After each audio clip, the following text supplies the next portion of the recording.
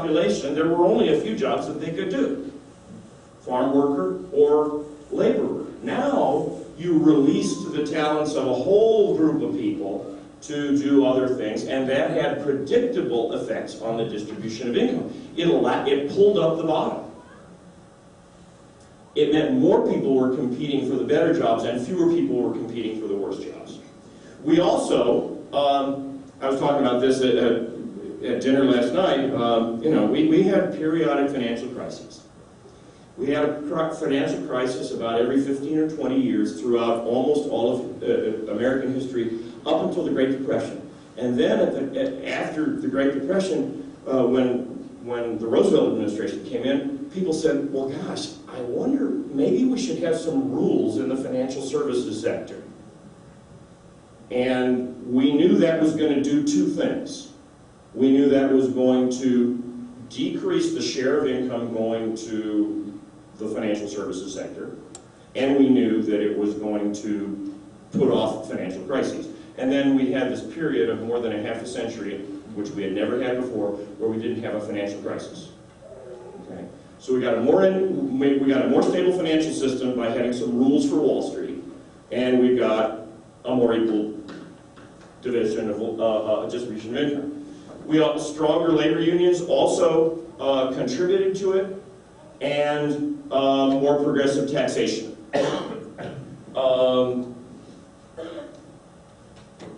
Then it turned around. It turned around in the late 70s and especially in the early 1980s. Why?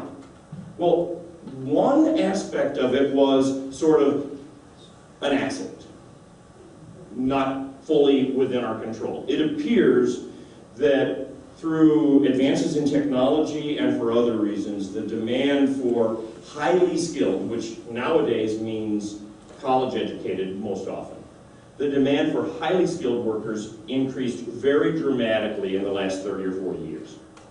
That's going to put upward pressure on the wages, on the earnings of those, well, honestly, I'm sort of, I don't know if I should be embarrassed, but people like me. I mean, PhDs have done very well. And even bachelor's degrees have done very well. Those with only a high school diploma and less have done much less well. So that's something that just sort of happened. But the rest was not by accident. Just to give you a sense of the magnitude, let me go back. So here's the early 20th century, the first 2/3 of the 20th century, the first 3/4. And you can see that the share of the top 1% goes down from about 18 or so to about 9 or 8. Then it goes from about 9 up to, and bounces around, but in a typical year in recent years, maybe 19. That's a redistribution of 10% of personal income toward the top 1% and away from the bottom 99%. We're not talking chump change.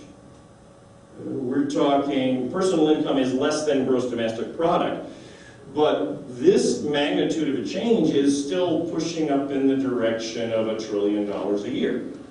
Not $1 trillion over the entire period of 30 years, but $1 trillion in every year. A massive redistribution. How did it happen? Basically, it happened because we decided 30 or 40 years ago to reverse all of the policies that we had engaged in during the Progressive era and the New Deal. We said we don't want those anymore. We said, well, we didn't say this explicitly, because nobody gets elected by saying, I want more for the billionaires and less for you. But it's basically what we did, whether we call it that or not. I told you about the increase in the demand for highly skilled workers, but we've slowed down the increase in the supply of highly skilled workers. That is what the Michigan legislature wants. They want higher education to be less affordable for the broad mass of the population. But people at the top of the income distribution with skyrocketing tuition, they can still write a check. But it's increasingly difficult, in spite of our Herculean efforts to have financial aid, it's more and more of a challenge for families of modest means to send their children to college. That's a deliberate policy. We have deregulated financial services with predictable results. Skyrocketing incomes for those in the financial services sector, and what I hope is a once-in-a-lifetime financial crisis. Labor unions have weakened, and we have much, much less progressive taxation than we used to. So here's the entire century. And again, the most important thing to emphasize is it didn't happen by accident. In one of the documents that he sent me in preparation for this, Rex said, and I quote, "An economic model that does not satisfy our needs or meet our short or long-term interests." And the point that I want to make is, and I'm not beating you up, Rex, but the system that we have is fabulous for Jamie Dimon. Right? How many hedge fund managers, you know who Jamie Dimon is? He's the guy to whom all the members of the Senate Banking Committee bow and genuflect. He's the guy from J.P. Morgan Chase.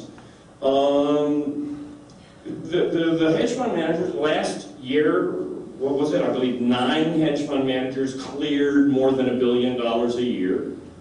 And because these folks they can barely make it through the winter, we have to give them a much lower tax rate than almost everybody else in this room pays. This is deliberate policy. So instead of saying that it's an economic model that doesn't satisfy our needs as if we're all a collective in the same boat, I would say it satisfies some needs. What we have chosen to do is to have a more unequal world, for better or worse, and I'm not all that thrilled with it. So here's the connection with the kinds of things that Jeremy Rifkin was talking about. I think that this is largely the result of a set of values, and books have been written about this. Why is it that policies that are not very beneficial to most Americans have been enacted in a place where we have elections? Well, there's the gerrymandering of legislative districts, there's the influence of money. Thomas Frank wrote this book, What's the Matter with Kansas, where he said that voters have been distracted by other issues, etc., etc. But whatever it is, what we have adopted is a set of values that I would call verticalist. And in fact, Jeremy Rifkin last night several times used the word vertical to describe, top-down.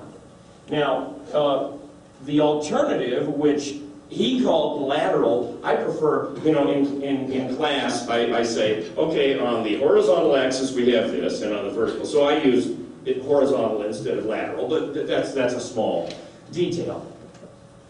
My sense is that if we could crystallize into one sentence what's the difference between Jeremy Rifkin and, Mitch McConnell, it's that Jeremy Rifkin is less comfortable with a variety of disparities. And part of that is income disparity, but it's also, he says, basically, my view of the verticality of the world that Jeremy Rifkin deplores is that we assert to ourselves a great deal of verticality if we assert to ourselves that we will live in a comfortable lifestyle and we will bequeath to our great-grandchildren an uninhabitable planet. That's putting one group way above the other. In another context, it comes through quite clearly. If you, some groups, some environmentalists are concerned about eradicating other species. Some folks aren't as concerned about eradicating other species. Well, if we drive a species extinct for our convenience, that's a very strong assertion of verticality. One species has the right to eliminate, to extinct another species. So, where do economists come in here? What do you call 10,000 economists chained in a box and dropped to the bottom of the ocean? A good start. Yeah. Okay. Well, I emphasize the not all, because I think I don't consider myself extremely verticalist, but many economists are. And many economists have been, I mean, if you read the book 13 Bankers, basically they carry through the argument, where did the deregulation of Wall Street come from? Well, it came from campaign contributions, but it also came from financial economists making the argument that if we have no rules for Wall Street, that will increase the efficiency of the allocation of capital. I think it turns out that that argument was not correct. But economists were at the forefront of making that argument, and economists still make that argument to this day. So what is it about economists? Well, one thing is that we figured out, now of course, Newton invented calculus in 1665 and 66, and Leibniz at about the same time. Economists took a couple of hundred years, but we finally figured out about how calculus, oh my goodness, you can figure out how to maximize something, and you can do it mathematically, and that's very exciting for economists, being nerdy kind of folks. And so, okay, what do you want to maximize? Well, the easiest thing to maximize, the easiest thing to write down an economic model of how to maximize something is maximize the amount of stuff that we make. And let's forget about whether that's making the planet uninhabitable 100 years from now. Okay, so that's easy. And so our greatest strength is writing down a model where we use differential calculus and the technique of Lagrange multipliers to figure out how to maximize something. We're good at that. And that is what economists would call our comparative advantage. So I'm better at that than most people. I can write down these things and I can do my calculus. And when you're better at something than the rest of the population, that makes you very proud and you want to do it again and again. The problem is that we don't always recognize it and say it out loud, but we sort of know that our values aren't necessarily better. In fact, I say this on the second day of class. So I will say this the Friday before Labor Day in August or September of this year. I will talk to my 1,200 students and I will say, look, positive analysis, the actual workings of the economy, that's what economists are really good at.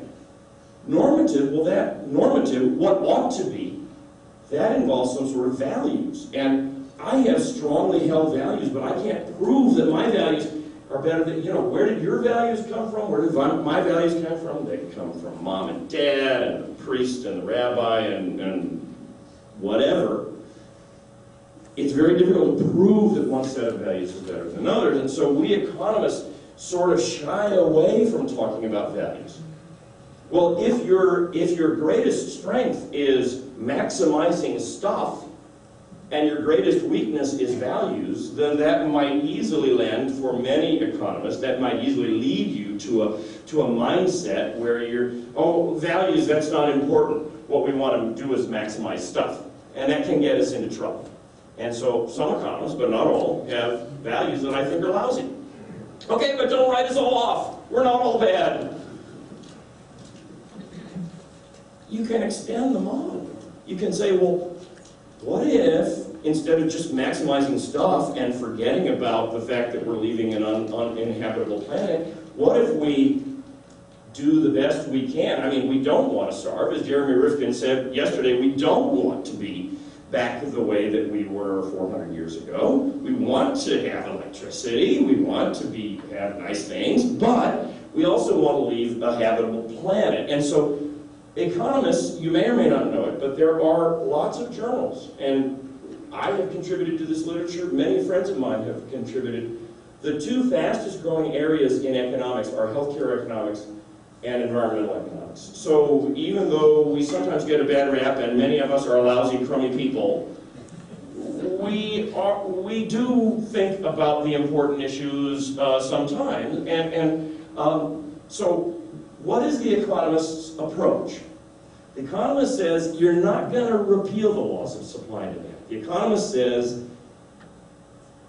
people respond to incentives. You may like it, you may not like it, but that's the fact, and I don't think that's ever going to change.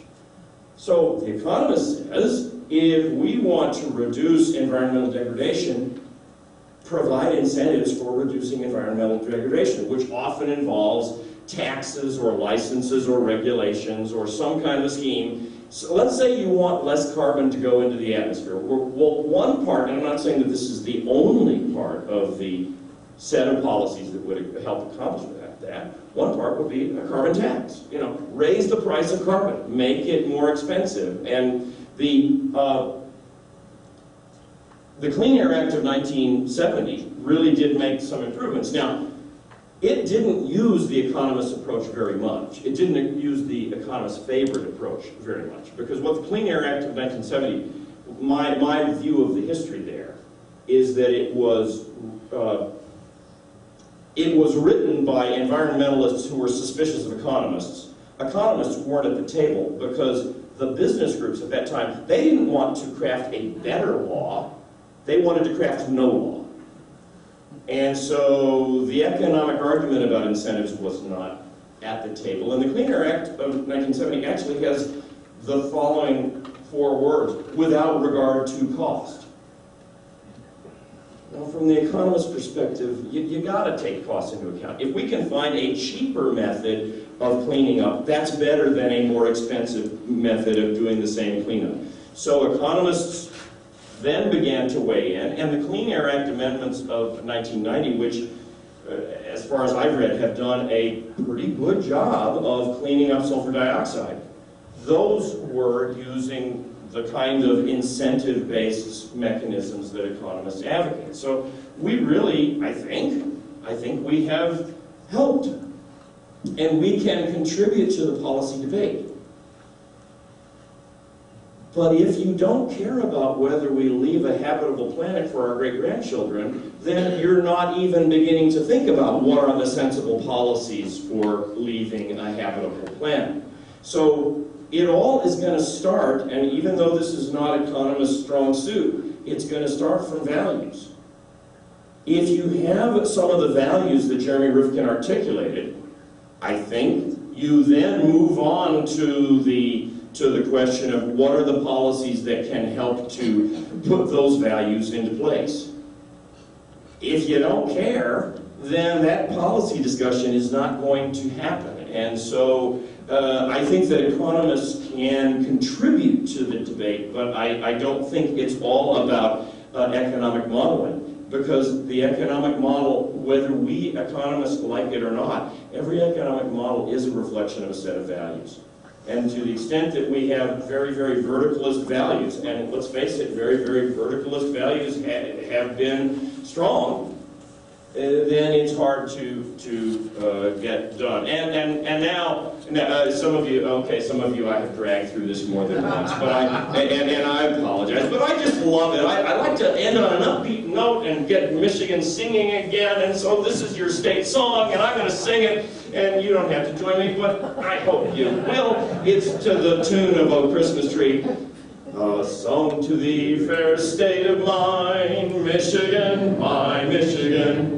But a greater song than this is thine, Michigan, my Michigan. The whisper of the forest tree, the thunder of the inland sea, unite in one grand symphony of Michigan, my Michigan. Thank you.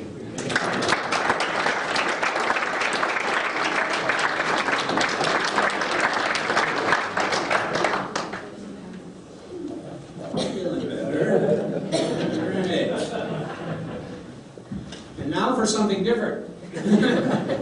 I'm really pleased to introduce our next presenter. Jim Mckenna is the president and co-owner of Crystal Mountain. I think many of us have joined that beautiful part of our state. A 1,500-acre, 4-season resort located near Traverse City. The resort employs over 600 people and hosts more than 350,000 visitors annually. And since joining Crystal in 1985, he's been involved in developing and financing over $70 million in resort projects. Mr. Mckenna previously worked as Director of Venture Management in Irvine, California, based Ultra Power Incorporation, where he developed and financed renewable energy projects. He also worked as a power engineer for the company that designed the biggest battery in Michigan, the Ludington Pump Storage Plant, which I think is a really interesting accomplishment. He graduated from the University of California with a Bachelor's of Science in Electrical Engineering and MBA degrees. He holds a professional engineering license and has testified about energy issues before the Michigan House and Senate Energy Policy Committees. He has written articles on the relationship between energy and the economy, published in several northern Michigan newspapers, and has appeared on a number of radio and TV shows. Mr. Mckenna is a member of the Institute of Electrical and Electronics Engineers, Power Engineers Energy Society, and the IEEE USA Energy Policy Committee. He is also a member of the International Society of Ecological Economics. He's the chairperson of the Michigan Utility Consumer Participation Board and serves on the Michigan Chamber of Commerce Energy Policy Committees. He previously served as the Michigan Great Lakes Offshore Wind Council. He was named Green Leader of the Year by the Detroit Free Press and has received the U.S. Small Business Administration's Entrepreneurial Success Award. So with that, Mr. Mckenna.